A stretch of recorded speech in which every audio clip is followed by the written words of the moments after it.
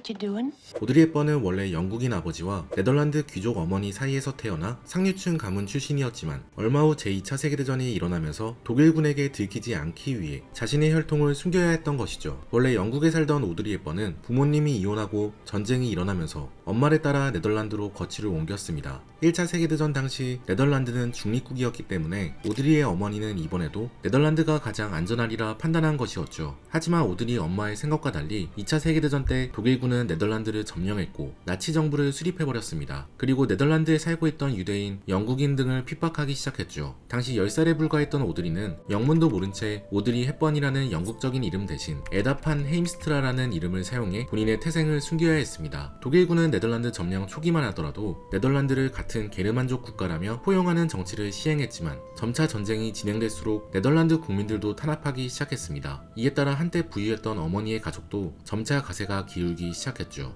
오드리의 삼촌은 독일군에게 처형당했고 오드리의 이부 동생이었던 이안은 강제노동 수용소로 끌려가게 되죠. 오드리 헵번은 끔찍했던 이 시기가 곧 끝날이라는 기대 하나만을 품고 전쟁을 버텨냈다고 합니다. 만약 독일이 5년 동안 점령할 줄 알았다면 우리는 극단적인 선택을 했을지도 몰라요. 하지만 다음 주면 6달 뒤면 내년이 오면 곧 전쟁이 끝날 것이라 생각했고 그렇게 하루하루를 버텨낼 수 있었죠. 전쟁 기간 동안 헵번의 가족은 먹을 것이 없어 튤립 구근으로 끼니를 때웠다고 합니다. 독일군이 민간에게 공급하는 식량을 줄여버렸기 때문에 식량을 구할 수 없는 방법이 없어서였죠. 오드리 헵번은 이 시기에 영양실조로 고통받아 황달, 빈혈, 부종, 호흡기 감염 등에 걸리게 됩니다. 다행히 전쟁은 1945년 막을 내렸습니다. 이후 헵번의 가족은 암스테르담에서 터를 잡았고 헵번은 어려서부터 해온 발레 공부를 이어나갔죠. 사실 가정 형편상 헵번이 발레 공부를 하는 것은 큰 사치였습니다. 어머니의 가문이 잘 나가던 때와 달리 가난해진 지금은 수업료를 내는 것도 쉽지 않은 일이었죠. 하지만 귀족이었던 어머니 엘라는 딸의 꿈을 꺾고 싶지 않은 마음에 수업료를 벌기 위해 다른 부유한 가정에 가정부로 들어가 일했습니다. 그렇게 모은 돈으로 오드리 헵번은 수업을 듣게 되죠. 하지만 얼마 뒤 오드리 헵번은 발레리나의 길을 포기하게 됩니다. 전쟁 중 영양실조의 후유증으로 그녀의 몸은 발레리나가 되기에 너무 왜소했고 주인공은 될 수 없다는 지적을 받은 것이죠.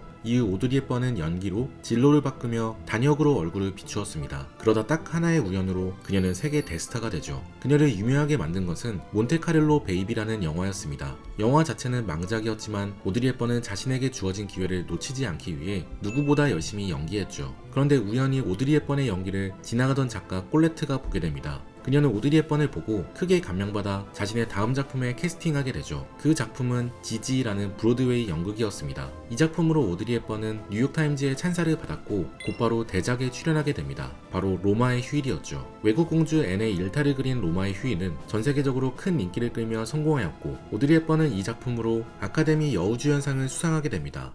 I'm truly grateful. I'm terribly happy. 사실 당시 로마의 휴일 작품은 세기의 미인으로 알려진 유명 배우 엘리자베스 테일러를 염두에 두고 있었다고 합니다. 하지만 윌리엄 와일러 감독은 오드리 헵번 오디션을 보자마자 그녀와 사랑에 빠졌다고 합니다. 오드리 헵번은 제가 찾는 모든 것을 다 가지고 있었어요. 매력, 순수함, 재능, 모두 다요. 한편으로는 매우 웃기면서 또 매우 매혹적이었어요. 제작진은 오드리 헵번을 보더니 모두 이 여자라고 소리쳤다고 하죠. 당시 오드리 헵번의 재능을 알아본 사람이 한 명 더 있었는데 바로 로마의 휴일에서 상대 배우였던 그레고리 팩이었습니다. 그는 오드리 헵번과 몇 번 호흡을 맞춰보더니 곧바로 포스터를 바꾸자고 제안했습니다. 원래는 유명한 그레고리 팩의 이름만 포스터에 크게 써놓고 오드리 헵번은 그 밑에 작게 쓰려고 했지만 그레고리 팩은 이 작품으로 오드리 헵번이 스타가 될 것이니 그녀의 이름도 크게 쓰는 것이 맞다고 주장했죠. 결국 포스터는 그레고리 팩의 주장에 따라 그의 이름과 오드리의 이름이 똑같은 글씨 크기로 실리게 됩니다. 얼마 후 그레고리 팩의 예언처럼 오드리 헵번은 최고 스타로 등극하죠. 아름답고 성공한 오드리 헵번에게 수많은 남자들이 다가왔습니다. 하지만 남자 보는 눈이 없었던 오드리 헵번은 멜 페럴을 선택했습니다. 그는 오드리보다 12살이 많았고 오드리와 결혼하기 전 이미 3번 결혼하고 이혼한 전적이 있는 유부남이었죠. 둘은 함께 연극 온딘을 공연하며 친해졌고 연예계의 공식 커플로 인정받았습니다.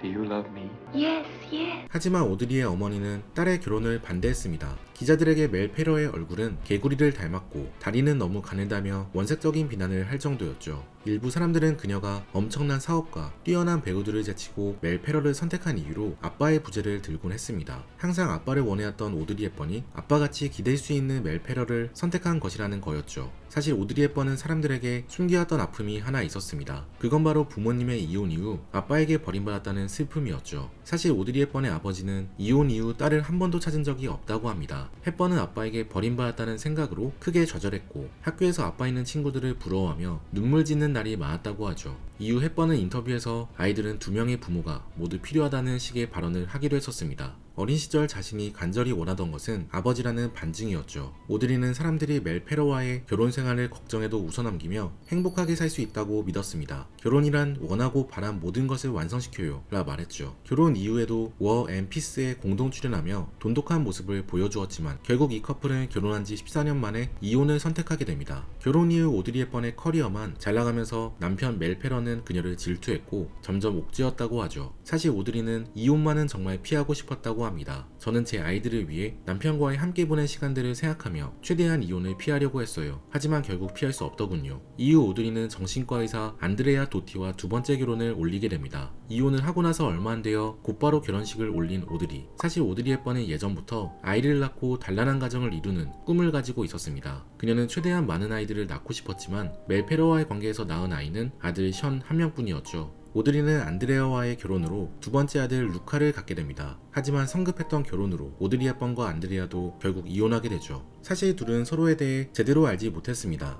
이탈리아 사람이었던 안드레아는 아내가 전형적인 이탈리아 여성처럼 남편이 밖에서 돌아다닐 때 아내는 집에서 가족을 챙기길 원했다고 합니다. 처음에는 오드리도 남편의 생각을 따라주려고 했지만 알고 보니 안드레아가 엄청난 바람둥이였다는 사실을 알게 되죠. 오드리가 집에서 가족들을 챙기는 동안 그는 약 200명이 넘는 여성들과 사귀며 방탕한 생활을 즐겼다고 했습니다. 결국 오드리 헵번의 두 번째 결혼 생활도 파경으로 끝이 나게 됐는데요. 이후 오드리는 남편에 대해 뼈가 있는 말을 남겼습니다. 의사들은 환자들에게는 잘 대해주지만 자기 가족들에게는 잘해주지 않죠. 다행히 착한 오드리 헵번에게 한 남자가 다가오게 됩니다. 그의 이름은 로버트 월더스로 영화 폭풍의 언덕에 출연한 여주인공 멀 오베론의 남편이었죠. 멀과 사별하고 호라비가 된 로버트와 막 이혼의 아픔을 깨고 나온 오드리 헵번은 서로를 위로하며 점차 친해지게 되었다고 합니다. 이후 서로에 대한 마음이 싹튼 둘은 함께 동거하며 남은 여생을 보냈죠. 오랜 방황 끝에 드디어 제대로 된 짝을 만나게 된 오드리는 그는 모든 면에서 견고하다며 본인은 진심으로 그의 사랑을 믿는다고 밝혔습니다. 그녀의 믿음대로 로버트는 오드리가 죽을 때까지 그녀의 곁을 지켰죠. 한 기자는 오드리 헵번에게 이렇게 묻기도 했습니다. 여러 번의 이혼 끝에 남자에 대해 혹시 알아내신 게 있나요? 그러자 오드리 헵번은 겸손하게 대답했습니다. 아무것도요. 결국 남자들도 여자들처럼 여러 약점을 지닌 인간일 뿐이에요.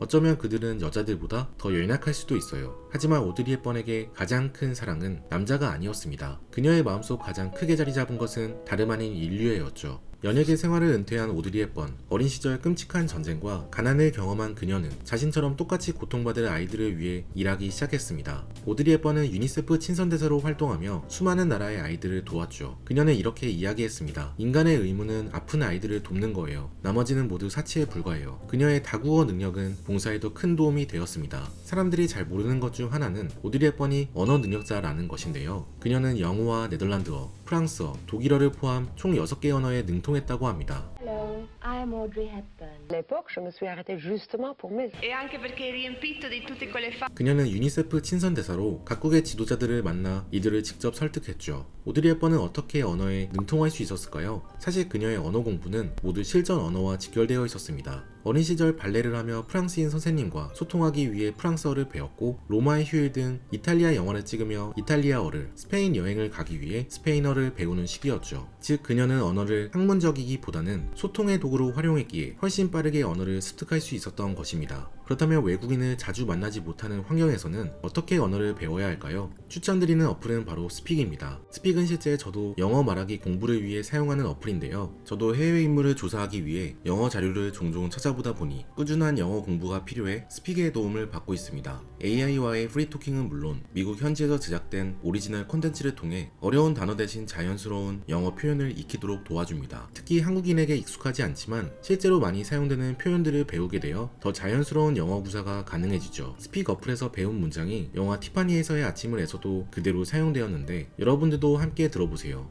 Holly, what can I do? He's your husband. No, he's not. He's not. It was annulled ages ago, but he just won't accept it.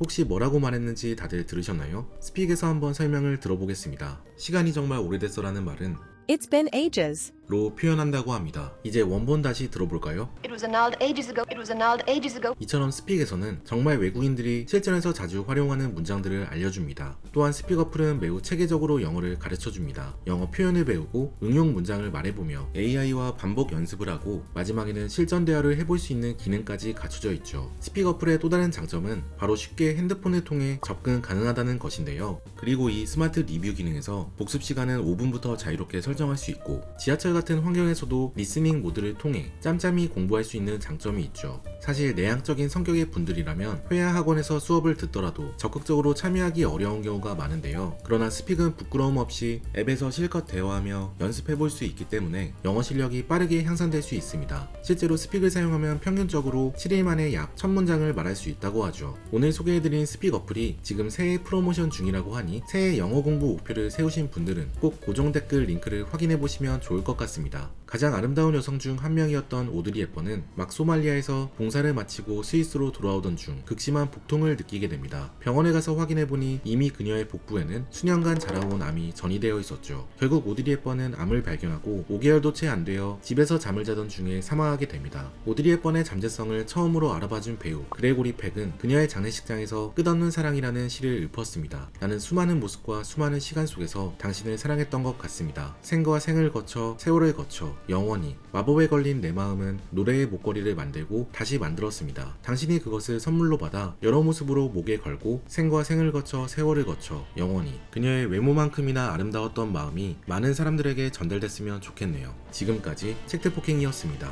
오늘 함께 읽은 시 끝없는 사랑 저자 라빈드라나트 타고르 I know that I'm well away from being a perfect guy.